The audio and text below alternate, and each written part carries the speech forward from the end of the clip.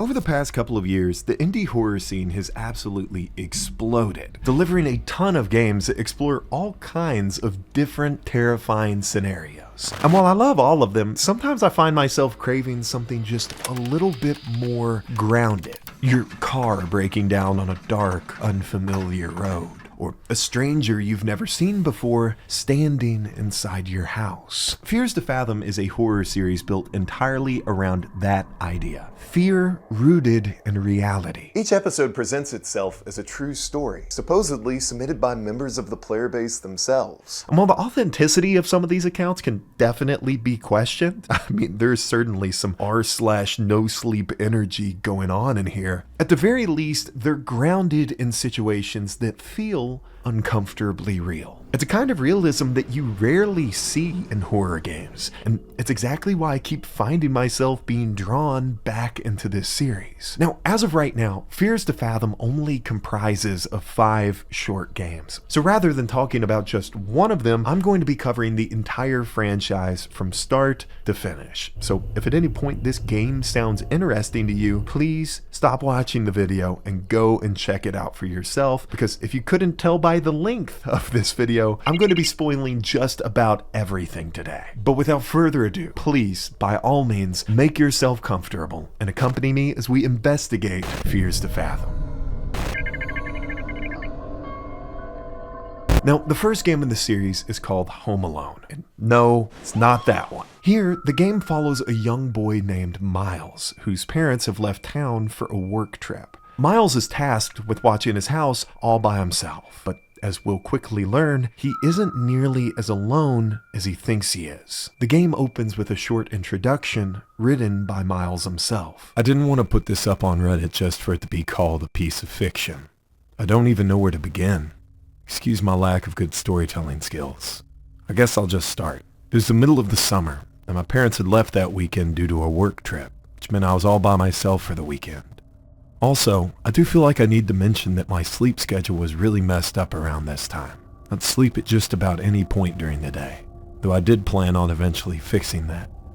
The text fades as we spawn in bed. Miles explains that he awoke sometime around 8 o'clock that evening, that since his parents weren't there to cook any dinner, he went downstairs to try and find some leftovers. Conveniently enough, if we check the fridge, we can find an untouched tray of lasagna, which Miles proceeds to eat the entirety of. After this though, Miles goes upstairs to do some homework and eventually drifts back off to sleep. Miles doesn't stay asleep for very long though, because about an hour later he wakes up needing something to drink. Perhaps it has something to do with the entire fucking lasagna he just scarfed down, but that's neither here nor there. Regardless, we'll head back downstairs to grab something to drink from the kitchen. Now, something worth noting about these games is just how well they manage to build tension and unease from everyday occurrences. Something as simple as the lights being turned off is enough to really creep the player out. And as we make our way around Miles's house in the dark, we can't help but shake the feeling that something is wrong here. And just as soon as those thoughts start to cross our mind, we'll receive a text from Miles's mom.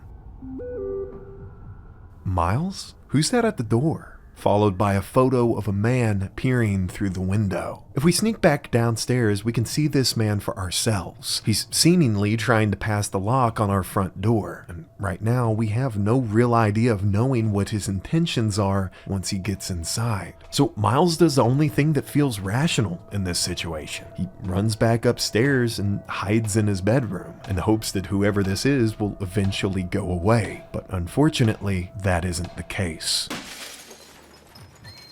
We listen as a window breaks in a distant corner of the house, signaling to us that whoever this stranger is has now made their way inside of our home. Eventually, after hiding long enough, we'll hear our doorbell ringing, and our mom texts us that it's our next door neighbor coming to help us. So, reluctantly, we'll crawl out from under the bed and head back towards the stairs. But as soon as we make it into the hallway, the door to our parents' bedroom swings open, and we see the silhouette of the intruder standing there in the dark. So we sprint back to our room and hide under the bed again, this time until the police arrive. And as the lights from the police sirens begin to illuminate the house, the game ends. And while Home Alone is incredibly short, it's a perfect introduction to the kind of horror that this series is built on, taking regular, ordinary places and turning them into something far more nightmarish. Which is a theme that the series would further expand on with the sequel, Norwood Hitchhike.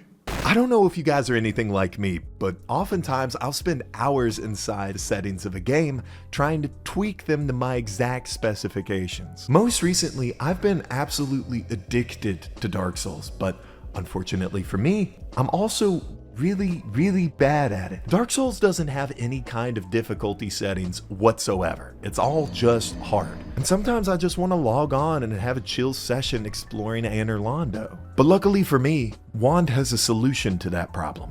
Wand allows players to tailor their gaming experience to them. The app provides a ton of different settings and options for however you want to change your game. Maybe you just want to chill and explore with unlimited health. Or maybe you want to increase your stats so you can try out some new weapons. Whatever your heart desires, Wand probably has a setting for it. It's super easy to use too. Once you're in game, all you have to do is click Alt-W and it opens up the Wand overlay with all of its cool different settings. That's not all though. Wand also offers a variety of different challenge modes in case the player's looking to make their game more difficult. For instance, for Elden Ring, they actually have this mode to where if the player gets hit once, they die. And my playthrough on that went just about as well as you expect it would.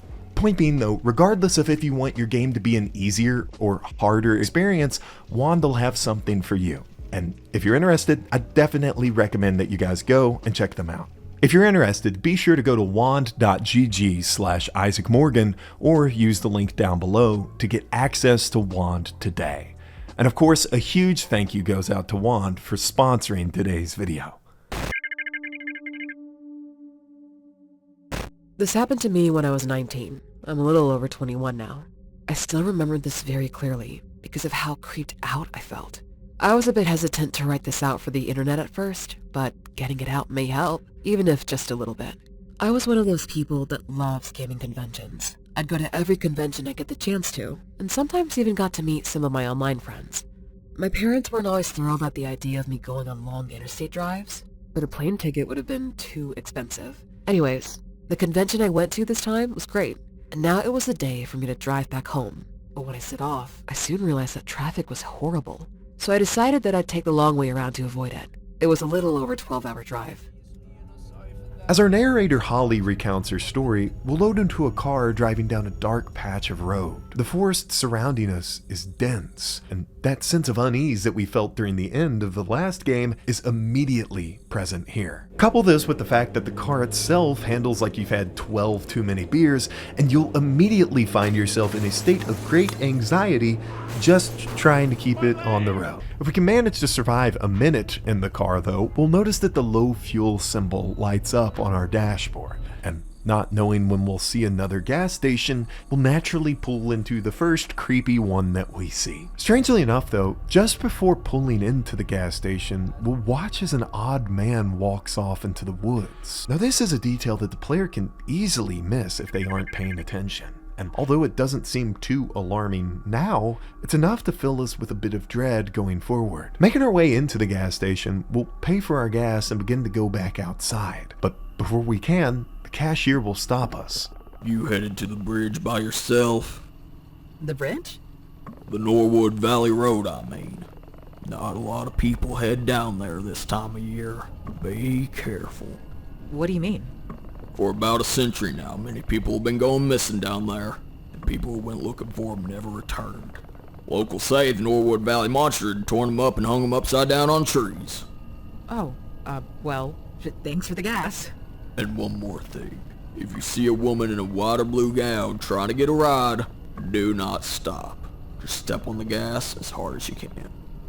Who is she?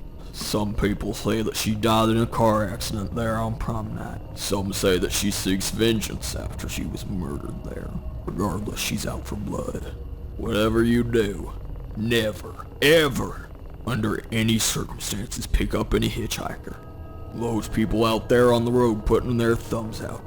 They ain't what you think, ma'am. They just ain't. Now, we can't really know for certain if there's any validity behind what the cashier is saying here. After all, it sounds like the generic sort of stuff that you'd hear from any local legend. But as we walk back out of the gas station, we will see something that does give us genuine cause for concern. A random man can be seen crouched down, fiddling with something on our car. But when he notices us approaching, he quickly turns away and speeds off in a white van. It seems that our character, Holly, doesn't notice this though, as she receives a text from her mom just as soon as it happens. Regardless though, once we fill up our gas tank, we'll hit the road again, but it isn't too long before we notice that there's something wrong with our car. Our headlights will begin to flicker and then turn off by themselves. The road's so dark that we have to slow down, otherwise we'd blindly wreck into a ditch or a tree somewhere. Luckily for us though, if we mess with the dial a bit, we're able to get the headlights back on and working, albeit now we're driving with a bit more caution. Eventually, we'll reach the infamous Norwood Bridge that the cashier told us about. And a little bit past that, the road turns from pavement into dirt. Once we hit this dirt road though, we quickly wind up coming to a stop as there are two large, perfectly cut out logs blocking our path. Even Holly remarks about how strange this situation is. It almost seemed as if someone deliberately placed those there, but I didn't think anything of it at the time. Instead of throwing her car in reverse like a normal person though, Holly instead opts to get out and push the logs out of the road herself. And the entire time that she does, we're expecting for someone to jump out of the bushes and grab us. But surprisingly, that never happens. Once we try to get back in our car and set off again though, the car doesn't budge, our engine doesn't start, and now we're stranded here. After waiting and watching some cars pass us by, eventually a man in a pickup truck stops. You're the girl from the gas station. Oh, thank you so much for stopping. What are you trying to do out here? I think my car just broke down. I can't call for help. There's no phone service. Do you think I can get a ride? Hop in. Oh, thanks so much. Could you wait till I get my stuff? Hurry up. Just throw it in the back. I won't be here for too long. And since our only other option would be to sit here in the darkness, we grab our things and hop into the stranger's truck. So you won't tell me who you are or where you're going? I'd rather not say, if that's okay. If you say so. You're really lucky I had to be on this side of town tonight. I must say, you are one brave young woman. How's that? You got any clue what happened to your car back there?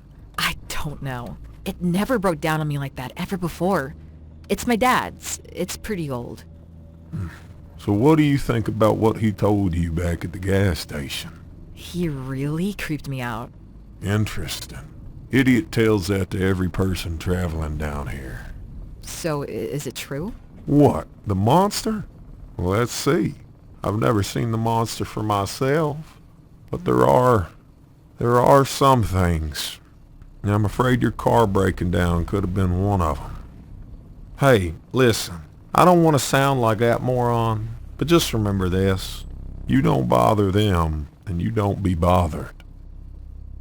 After a little bit more small talk, the stranger eventually drops us off at a motel, which apparently offers roadside assistance. And with not much else in the way of choices here, we decide to get some rest while we wait for our car to be towed. Now, full disclosure, just upon first glance, this motel doesn't exactly fill us with relief. It's dimly lit, super creepy, and there are a lot of small details that seem to raise some red flags here. Even the motel's receptionist has an unsettling nature about him. But regardless, we have to set that aside for right now because we're exhausted. So we'll pay for our room, and the receptionist tells us that they'll fetch our car first thing tomorrow morning. Making our way over to our motel room though, we'll notice that it has an odd smell to it. And more notably, it's lacking a bed to sleep on. After investigating the room a bit more though, we'll get jump scared by a weird fellow named Tommy in the bathroom, who tells us that he works as the motel's housekeeper. He goes on to say that our room isn't ready yet and that we'll need to wait outside. So in the meantime, we'll gather our things from the curb and bring them over to our room here. Once that's done and our room is ready though, Tommy tells us that our phone in the room isn't working. And when we go to check on our cell phone, we'll see that we don't have any service on it either. Because of this, we're told that if we have any sort of issues at all, we're to report them to the creepy guy working at the front desk, which is hardly the thing that you want to hear after everything we've been through.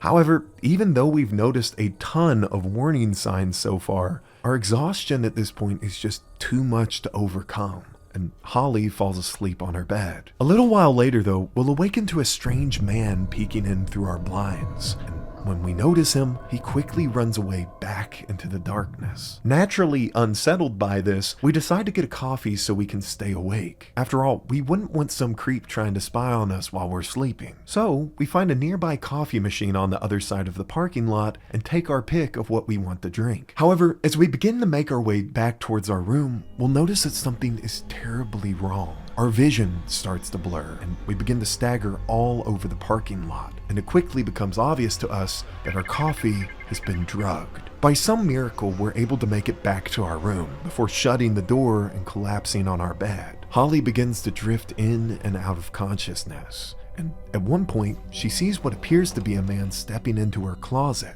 And as she lays in bed, we can even hear a rattling coming from that direction. Her attention is quickly drawn away by someone knocking at her door though. And as it turns out, it's Joe from the front desk. He tells us that our room has been receiving a ton of noise complaints, and he's come to see what's going on. Naturally, we try to tell him about the drugged coffee we had earlier, but he isn't buying it. In fact, he says that the motel doesn't even have a coffee machine. We try to assure him that we aren't lying and even tell him to come and follow us. But sure enough, when we reach the other side of the hotel, the coffee machine isn't there. Someone must have planted this entire coffee machine here in a deliberate effort to drug us. Once we reach the other side of the motel though, the receptionist's entire demeanor quickly changes. He demands that we go back to our room and lock the door, and says that there should be some medication on our nightstand to help alleviate some of the drug's effects. And while this raises a ton of concerns of its own, there aren't many other options for us at this point. So we'll reluctantly head back to our room and take the pills in our nightstand.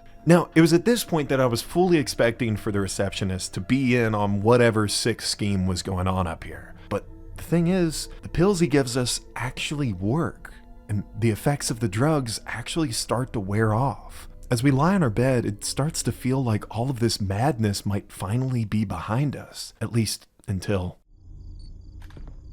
the familiar flash of a camera illuminates our room, and a strange figure can be seen creeping past our window. Briefly after this, we begin to hear a knock at the door, and it's a man asking for our help. However, at this point, it's pretty safe to say that we are adequately done with whatever the fuck is going on outside. So we'll ask the stranger to leave, but he refuses. So we threaten to call the police, and then we'll run to the nearby closet to hide before the strange man makes his way into our room. Fears to Fathom actually has a really cool mechanic where if you have a microphone hooked up to the game, you actually have to remain quiet, otherwise the threat will hear you. So we're forced to silently sit in this closet while this strange man searches around our room for us. By some crazy stroke of luck though, the receptionist from earlier just so happened to be walking past our room again and witnessed all of this unfolding. And he somehow manages to sneak behind the intruder and subdues him in our bathroom. After which we finally get our car again and are able to drive far, far away from this place. After all of this though, Holly would go on to state, To this day, I find it really weird that the manager decided not to get police involved, as it would have affected the motel's reputation. I believe the town could have been home to a cult or drug ring, or possibly something even worse. Because of all this, I never went on long road trips again and would always take airplanes.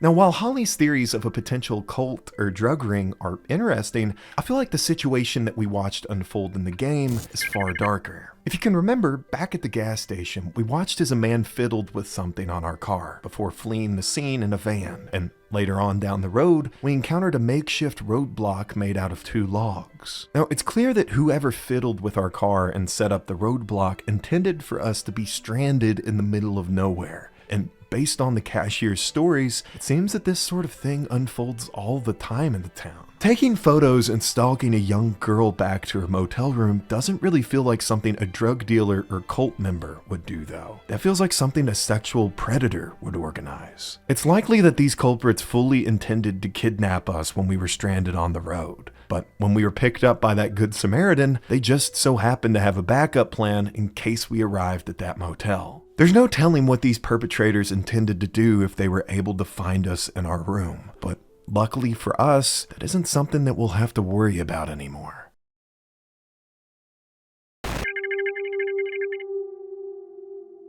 The next game follows a young man named Noah Baker, who's been hired to house sit for a local businessman, a job that should be incredibly easy on paper. All Noah has to do is watch the house and take care of a few chores over the weekend. But if we've learned anything from this series so far, it's that things never stay that simple for very long. After arriving at the house and making our way inside, Noah gets a text from the homeowner, Mr. Carson, thanking him for taking the job on such short notice. After a bit of small talk, Mr. Carson asks Noah to handle a couple of things for him, like feeding the dog and fixing his computer. And once those are done, Noah finally gets a chance to sit down and unwind by watching some TV. Now, normally I wouldn't comment on something this minor, especially when it really doesn't affect the story at all, but the show that's playing on the TV here is completely insane. It's a surrealist cooking show called Cooking with Jeffrey, except instead of actual recipes, Jeffrey teaches you how to make things like fried cat food and cardboard dipped in milk. Yum,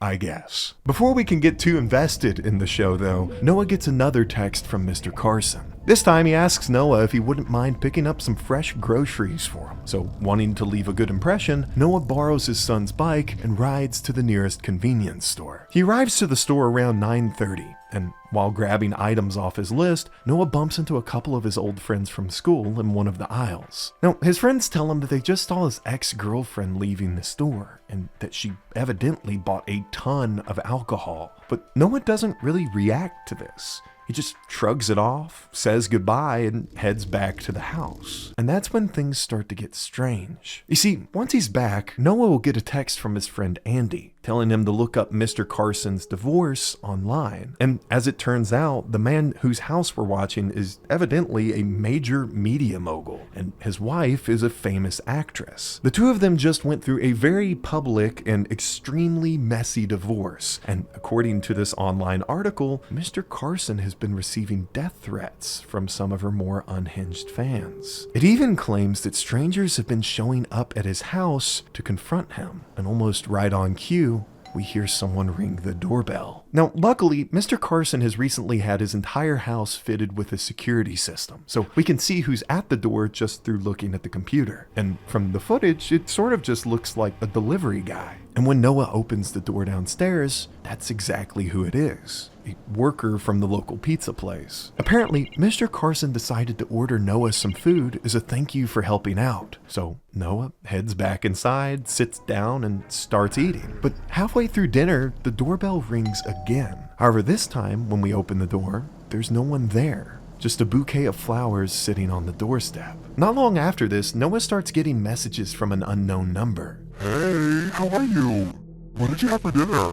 At first, Noah assumes that it's just someone who texted the wrong number. So instead of responding or blocking them, he simply ignores it and heads upstairs to work on some schoolwork. But about halfway through his homework, the house's power suddenly cuts out. And at the same time, those unknown messages start to become a lot more aggressive. Are you by yourself?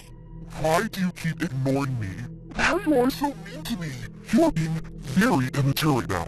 However, the last text that we received starts to give us an indication of who these messages are actually coming from. Fine! If you're gonna be like that, I don't need you anyways. Todd is so much hotter anyway. This, coupled with the flowers from earlier, indicates that Noah's ex must have seen him as she was leaving the grocery store. And instead of letting bygones be bygones, she decides to spend her night harassing him. Now, with the power out and these messages escalating, Noah just assumes that it's a prank from one of his friends. But from our perspective, it's pretty clear that something else is going on. After all of this though, we'll head outside to reset the breaker and get the power on. But while we're out there, Mr. Carson's dog starts barking at something in the darkness. Whatever it is though, we don't stick around long enough to find out. Trying to put all of this behind him though, Noah goes back inside and tries to get back on to schoolwork. But not long after this, he hears something else. However, it's not a knock or a doorbell, but instead a sound from directly beneath him, somewhere in the house. We check the security cameras and see that all of the camera equipment in the living room has been knocked over. But even stranger, we'll see that the oven has been turned on. Noah swears that he never touched the oven, but he goes downstairs to investigate anyway. And while we're down there, we'll notice that one of the knives from the kitchen block is now missing. Still thinking that this is all just his friends messing with him, Noah decides to text them and tell them to cut it out. But the response he gets makes his stomach drop. Dude, we're at my place right now. We were gonna go to the movies, but then it started pouring, so we stuck with a sleepover. Now realizing that this isn't just some prank, Noah looks back at the security cameras, and on the monitor we'll watch as a woman slowly walks up the stairs holding a kitchen knife. This woman being Kara, his ex-girlfriend. Noah watches in horror as Kara makes her way through the halls till she finally reaches the one that we're hiding in. And then she starts to knock on the door. Noah, are you in there? I really missed you. Whatever is happening between us, we can work it out together. Don't play fucking dumb with me, Noah. I know you're in there. Open the door. We just need to talk. There's nothing to talk about. I've always been nothing but nice to you, but you always treated me like shit. I know everything. I know you left me for her. This is exactly why. But I love you. What about that? What about that? Kara begins to pound violently on the door. We deserve a second chance. Noah threatens to call the police. Do it, and I'll fucking kill both of you. Not knowing what else to do, Noah quickly runs over and hides in the nearby laundry room. And it's there that we can watch Kara enter the office with the knife. Once she's out of sight though, Noah sprints back downstairs and out of the house. And the game will end with Noah explaining what happened next. I left the house and ran down the block. My dad called the cops, though by the time they arrived, she had already left. But I knew where she lived. Kara was one of the first people I ever met on a dating site. She was 3 years older than me, but I found her cute, so we started dating. However, about 2 months into our relationship, she began to abuse hard drugs. I tried to get her help, but she wasn't having it. One day, I eventually had enough, and we broke up. I told her to leave and to never contact me again. She was pissed. She tried to convince the cops that she didn't mean to cause any harm to me that night, but the cop wasn't buying it. The police reviewed the footage, and it showed everything, from the time she broke in to the moment she grabbed the kitchen knife. The thing that always got me though was that she didn't steal anything from the house. As it turns out, she was heavily intoxicated at the time of the break-in. She is arrested and sentenced for a long while. Now, to me, it appears that Kara broke in that night with the sole intent of killing Noah, and if it hadn't been for the security cameras installed in the house, she likely would have snuck up on him and done exactly that. And although we feel a bit better now knowing that this woman is in prison, it's still a bit horrifying how a person can be so unaware of their surroundings. And in this case, it nearly got someone killed.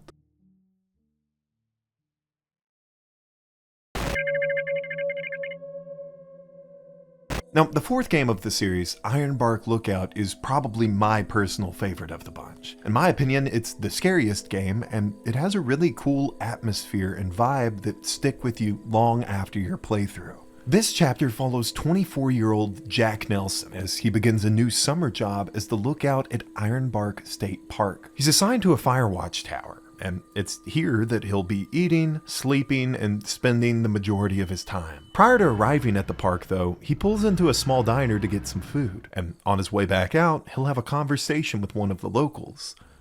You new around here? I'm a new staffer at Ironbark State Park. You must have heard the news then. What news? Well, a few weeks ago, 3 kids went missing in the park. It's been all over the news. The official report says they got lost, but a lot of people around here think something else happened. Something else? There's a rumor going around that a creature got them. A creature? Yeah, you know, like a Bigfoot or a goat man. People say there's something like that living in the forest. Do you believe it? A lot of hikers and campers go missing in that forest. Some of them come back with stories you wouldn't believe. And some just never come back.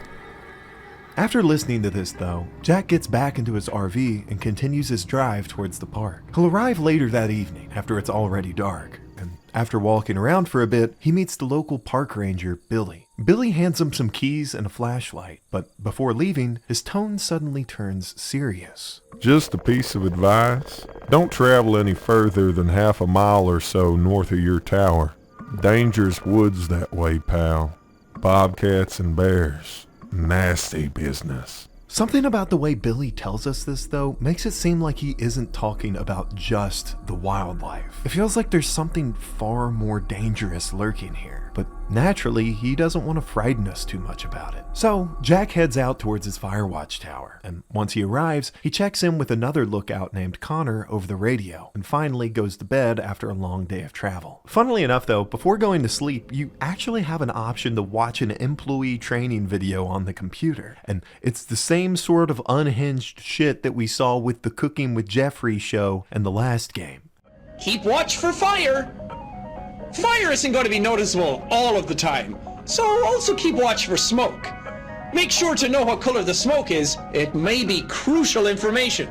Fires are best stopped before they spread out of hand. Anyways, though, later that night, Jack wakes up needing to pee and steps out onto the railing. However, as he looks out into the night, he'll see a flashlight point up in his direction before it's suddenly switching off. It's hard to make out anything in the darkness, but it almost looks as if someone is staring straight at him. If Jack goes back inside to grab his binoculars, the figure will start to move away, and while it could just be a nosy hiker, it's still unsettling enough that Jack doesn't sleep very well that night. When we wake up the next day, though, everything is mostly normal. Jack hangs around the tower, sips on some coffee, and takes some photos of the view. But during his routine check-in, Connor alerts him about an illegal campfire somewhere in his area. So, grabbing our flashlight and bear spray, we'll follow the path north towards the smoke. By the time we reach this campsite, though, it's already dark, and as we approach, we'll hear a man screaming from somewhere off in the distance. The campsite itself is completely stocked with food and gear, but as we look around, there's no one there. If we listen closely enough, we can hear someone whistling deeper in the woods, but when we call out, no one responds. So instead of hanging around in the creepy woods, we'll fill a bucket up with water, put out the fire, and head back to our lookout tower. When we mention the scream that we heard to Connor, though, Connor simply brushes it off. He says that the sound came from the same area as the previous disappearances, and that it's probably just some people messing around. Apparently, ever since those kids went missing, a bunch of thrill seekers and weirdos have been showing up trying to investigate. So, feeling a bit more relieved after hearing this, Jack eats dinner and goes to bed.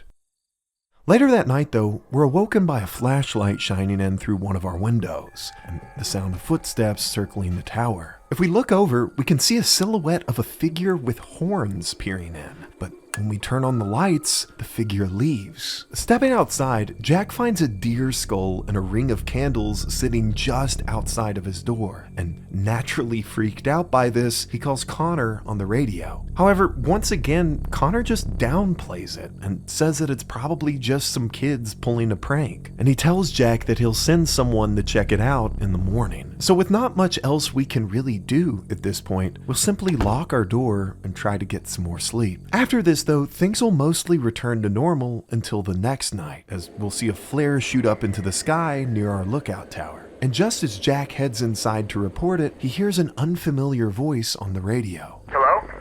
Is anyone there? The stranger tells Jack that he's gotten lost out on the trail, and he has no clue where he is. He says that he was the one who fired the flare in the hopes that someone would be able to find him. He goes on to ask Jack for directions over the radio, and to the best of our ability, we'll look at a map and try to help him. Suddenly, though, the man interjects. I'm right here! What do you mean? I hear you. whistles. That's not me. What? I see you behind the trees to my right. That's not me. You're freaking me out. Suddenly, though, the conversation is interrupted by a knock at the door. It's Billy. He says that he's dropping off some more supplies to get us through the week. His tone quickly changes, though, when he asks us, What were you doing there last night? "What do you mean?" Up north.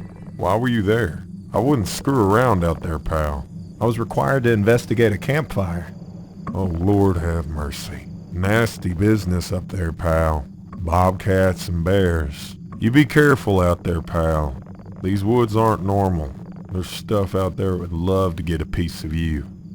Not to mention, you'd be quite a distance from help if anything happened. Well, I've got enough to keep me occupied up here. Absolutely. It's a busy job. I've been hearing you've been a bit on the edge. Everything all right? Seeing this as a good opportunity, we'll mention the skull that was left at our door the other night. Oh, Lord have mercy. Did you take a photo of it before cleaning it up? No? You know, it's best we don't dwell on these things, pal. Besides, we can't do anything without the evidence. Anyways, it's getting late. I better get going now. Just keep watch. And with that, Billy heads back off into the night. Now, for whatever reason, in my playthrough, Billy felt like he was the most trustworthy person in the entire game. Sure, he's strange, but he never sugarcoats anything. So far, he's the only person who has warned us that something is genuinely wrong with these woods. So I think that we can trust most of the things that he tells us here. And the next time that we encounter something weird, we'll definitely make sure to get some evidence of it. Before he gets ready to go to bed, though, Jack goes down to the storage shed to grab some firewood for the stove. But it's here that he'll have yet another unexpected encounter. A strange man startles him on the way back to his post. The stranger tells him that he's just another worker who's performing some routine maintenance, and that since he was in the area, he figured that he'd say hi. He tells us that his name is Silas. As the conversation continues, though, the man begins to say some really strange things. And when Jack mentions that there had been some fire sightings recently, Silas responds by saying, "Absolutely. But some fires are meant to burn, and no amount of prevention can stop them. Nature has its own plans. Some things can't be controlled, no matter how hard we try. And sometimes disasters are just another form of cleansing, a way for the land to purify itself. Just remember, curiosity can lead you to places you'd rather not go." And after thoroughly being creeped out by this interaction, Jack excuses himself and heads back up to the tower. Once back up there, though, we'll receive a call from Connor on the radio, and we tell him that we bumped into Silas downstairs, to which Connor responds, Ran into who? You trying to yank my chain now? That radio tower's been out of service for ages now. He says that it's probably just somebody messing with us again, but someone pretending to be staff is a serious offense, and if we see the man again, we need to take a photo of him and report it to park authorities. After that, Connor signs off for the night, and with nothing else to do, Jack goes to sleep. For the next week, Jack's job remained pretty normal. He performed his routine check-ins, reported fires that he saw on the horizon, and otherwise kept to himself, isolated up in his tower. But one night, as he's trying to get some sleep, Connor's voice comes through on the radio again. He tells Jack that it looks like there's another abandoned campfire in his section of the woods, as there's a pillar of smoke rising up through the trees. So we'll grab our binoculars and look out towards it, but what we see is far worse than a forest fire. Several hooded figures sit circled around a burning altar. It's obvious to us that this is part of some sort of cult. It's likely that this group has been involved in the disappearances in this part of the woods, and they're likely the same people who have been terrorizing Jack up in his tower. However, refusing to be ignored again, Jack decides to finally get proof this time. So he lines up a camera, zooms in on the figures, and then he left the flash turned on. In that instant, every single person in the clearing knows exactly where he is, and he watches in horror as a flashlight in the woods starts moving closer and closer, directly towards his position. So we drop the camera and hide underneath the bed. One of the hooded figures climbs the tower and begins kicking at our door, but after not immediately finding us, they make their way around the walkway. Jack takes this opportunity to run back down the stairs and hide in the porta potty, and after that, books it back to the main road. He reaches his RV just seconds before another cultist catches up to him, and he drives until he reaches the nearest ranger cabin. However, when he goes to radio headquarters and explain what happened to them, they don't believe him, and the game ends with Jack's final statement. Next morning, authorities allegedly ran a small investigation of the area, but of course they found no signs of misconduct. No one ever believed my story. They just dismissed it as a product of isolation. That was the last time I ever set foot in those woods.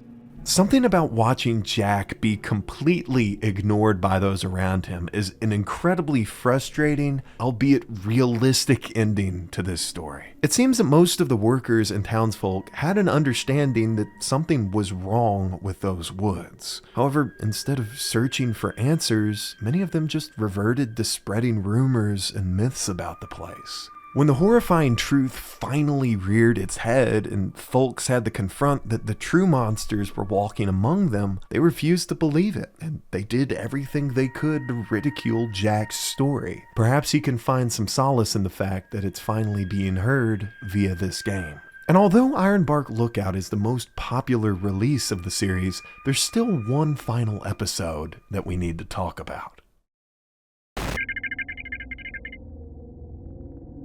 The final game of the season is called Woodbury Getaway, and it follows 23-year-old Sydney Harper as she heads out on a weekend trip to Vermont with a couple of her friends from college. Right away though, there's some awkward tension in the air, because Sydney actually used to be romantically involved with one of these friends, Mike. After booking the trip, Mike shows up to pick Sydney up, and the moment that we meet him in the parking lot, he's already given off the worst vibes imaginable.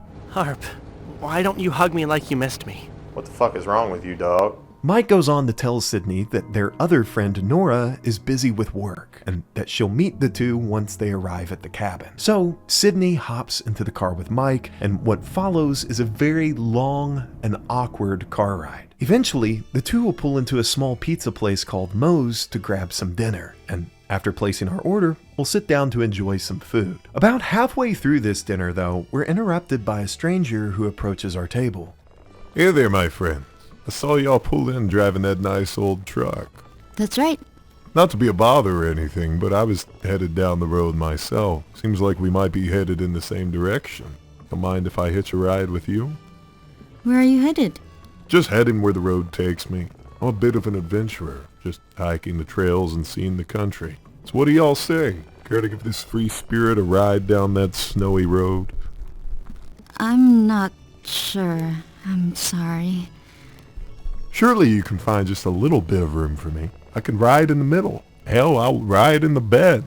It's my friend's car. I'm sorry. You gotta be shitting me, lady. No space? I know there's a middle seat. You scared of me or something? You ain't too kind, are you? Unkind people meet unkindness themselves. You best be careful out there. Are you threatening us? No. Y'all got me all wrong. Sorry. I'm just cold and tired is all. And just like that, the stranger leaves back into the night. Mike and Sydney go on to talk about how strange that interaction was, but they're able to brush it off fairly quickly. After all, once they finish their meal here, the two will be long gone. So putting this behind them, the two pile back into the truck and continue their drive to the house. Later that evening, Mike and Sydney will arrive to the house in Woodbury, but as soon as they start to explore and get settled in, they'll be startled by Rick, the Airbnb owner. Now, anyone who's ever booked an Airbnb would know that it's very strange for the owner to be there and greet you. Usually you just get the key or the passcode to the house and that's it. Rick here though seems to be taking a different sort of approach. He tells Sydney that the TV had been on the fritz and that he was trying to fix it before the two arrived. But now that they're here, he offers to give them a tour of the property. And so, Mike and Sydney will follow Rick around the house as he shows them all of the different rooms. This tour will take a more sinister turn when Rick shows us the basement though. Down here, there's a door labeled "No Access to Guests," and when questioned about it, Rick says, "Nothing you two need to concern yourselves with. I kinda use this basement as storage. Renters don't need the space. They really ought to keep upstairs. Did I mention? Well, no. Maybe I ought to keep it to myself. The fella I bought this house from, well, he told me his mother died down here. Some guests have reported hearing voices at night. Said they could hear something shuffling around down here. Not to scare you folks, but if I were one of you, I wouldn't really step down here. And after this interaction, Rick leaves the house. Sydney and Mike are quick to mention just how weird the owner is, but rather than dwell on it, they seem excited to finally start the weekend. The two will go out to fish, play some games, and generally just hang out. And while their initial interactions felt forced and odd, it seems like they're finally starting to rekindle an old friendship. After some time though, the two eventually decide to play a game of hide and seek. After closing her eyes and counting to 10, Sydney will begin to search the house for Mike. However, rather than finding Mike, she's instead startled when she bumps into Rick again, who is this time working on the sink upstairs. Well, hey there. Rick? Why are you back? I'm fixing the faucet. You got a problem with that? You should have told us. Miss, this is my house. I don't need to check in with you every time I fix something. I've never seen anyone fix a faucet with a hammer before. You ever fix many faucets yourself, young man? I didn't think so. So I'd imagine you don't know what tools you'd need. How long have you been here? Just got here a couple of minutes ago. If you heard anything before, then it must have been that old lady, remember? Look, we need to go to bed now. You asking me to leave, miss? No, Rick. She's being polite. We rented this house, and we would like to have it to ourselves. We don't really want to have to call law enforcement. Ain't no cops in Woodbury, son. You think they're gonna arrest the homeowner for fixing the faucet? I was just doing some work. If you can't handle that, it's your problem, not mine. You know what? If you folks don't like me fixing the faucet, I'll leave you to it. And with that, Rick leaves the house again. It seems like he almost enjoys showing up to the house unannounced. So this time, Mike and Sydney decide to lock the doors. The two come to the conclusion that Rick likely lacked social awareness, which is why he came off as weird as he did. So brushing this aside for now, the two will go to their separate rooms to try and get some sleep for the night. A few hours later though, Sydney will awake to a quiet knocking at her door. It's Mike. He asks if he can come in so he can talk to her about something. And the air in the room grows awkward and tense as Mike sits down on the bed. Why don't you come sit with me, Sydney? I've missed this. Us just talking. It's been too long. You know, you don't have to sleep alone tonight if you don't want to.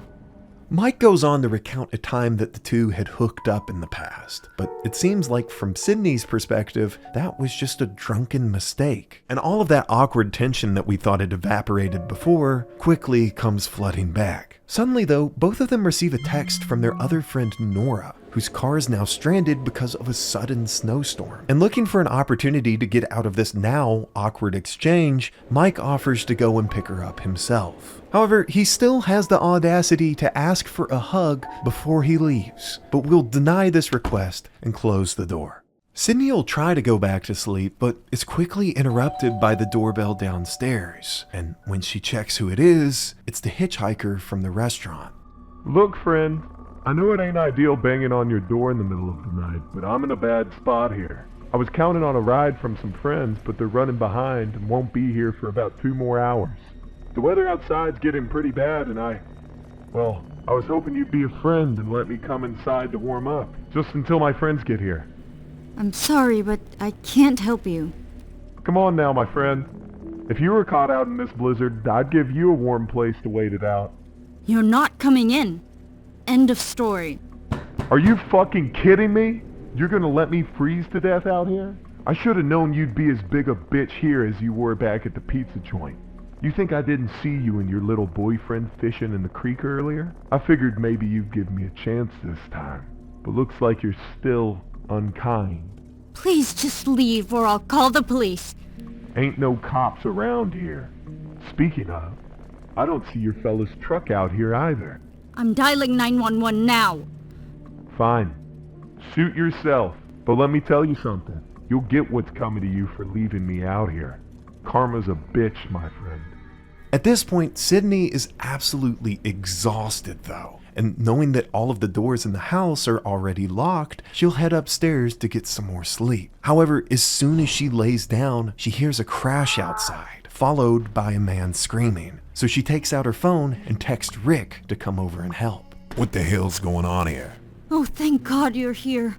Sydney goes on to explain the situation to Rick, and after a moment, he tells her that he came over as quickly as he could. I wouldn't worry about him anymore. Rick walks further into the house though, and then asks where our friend Mike is, and Sydney tells him that he went to pick up our friend and should be back soon. So, you're all alone here right now, huh? Storms like this bring out all kinds of folks. Not all of them know when to stay away. Suddenly though, Sydney's phone buzzes, and bizarrely enough, it's a message from Rick. Come back over? What do you mean? I live in Burlington. I haven't been to the rental in weeks. And that's when it clicks. The man standing next to us isn't Rick. He doesn't own this home. He's been pretending to own it for God knows what reason. And now he's standing across from Sydney with a hammer. Everything okay, miss? Yeah, Awful late for texting, isn't it? Who you talking to? it's my friends. They are almost here. Is that so? Yeah, thanks for coming by though. I'll be fine now. You can head back if you want. You sure about that? Yeah, I just overreacted. Maybe I should stick around. Make sure everything's really okay. You aren't Rick, are you?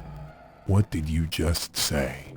This is my fucking house, and I will leave when I want to. What do you want? I want what's mine. This house. And you're trespassing. Get out of here before I call the cops.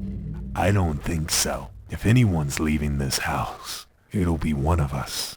Fake Rick runs over to the front door and breaks the handle with his hammer, trapping us inside. And while he's distracted, we'll run down into the basement to hide in a closet. The hide and seek game that we played with Mike earlier in the night actually comes in handy because it was subtly teaching us all of the different hiding spots throughout the house. And after running and hiding from Rick several different times, we'll eventually manage to hide in the attic. We'll listen silently as Nora and Mike arrive and start ringing the doorbell below us, and the real Rick will send us a message saying that he's called the police. The stranger, seemingly distracted by all of this, goes out through the back door and makes his escape, and the game ends with Mike and Nora kicking down the front door and rescuing Sydney. After all of this, the group hypothesizes that the strange man was a squatter who lived in the house when it wasn't being used, and that he planned to rob the group during their stay. However, the police imply that the man's intentions may have been far more sinister, and considering the fact that he'll beat Sydney over the head with a hammer if we don't get away from him, it's pretty easy to agree with their analysis there. The reveal of Rick not actually being Rick, though, is one of the coolest reveals that I've ever seen in a horror game. And when I saw that unfold on my first playthrough, I literally got goosebumps. Needless to say though, this game has grown so much throughout its installments.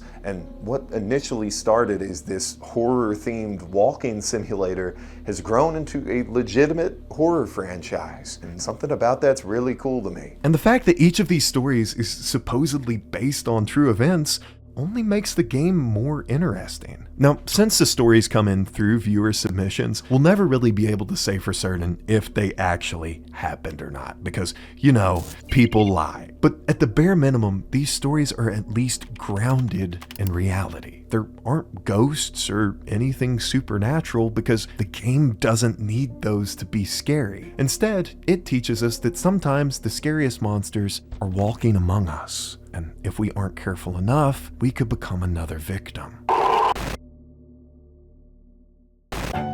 Before I end this video though, I just wanted to invite you guys to come and check out my brand new Twitch page. I understand that it takes me forever to upload these videos, so I thought it'd be a really cool way for me to connect with some of you guys. But as always, thank you guys so much for taking the time to watch today's video. You know I love you. I'm out.